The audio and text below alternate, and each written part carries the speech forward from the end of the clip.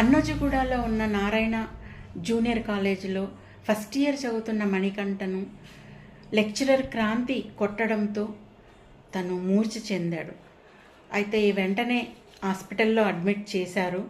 Spark హాస్పిటల్లో treatment ఇప్పిస్తున్నారు. అయితే police case నమోదు చేయకుండా మధ్యవర్తిత్వం చేసి ఎమ్మెల్సీ తల్లిదండ్రులతో కాలేజ్ యాజమాన్యంతో ఒప్పందం కూర్చారు. ఇది ఎంతవరకు కరెక్ట్?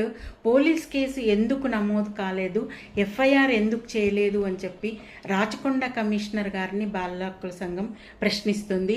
ఫస్ట్ ఎఫ్ఐఆర్ నమోదు చేయించండి, అతడు క్రాంతిని అరెస్ట్ చేయాలి, ఈ అబ్బాయికి ఉచితంగా వైద్యము విద్య అందే విధంగా యాజమాన్యంతో మాట్లాడి మొత్తము అతను ఫ్రీగా చదువుకునే విధంగా మంచి వైద్యం అందే విధంగా చర్యలు తీసుకోవాలని బాల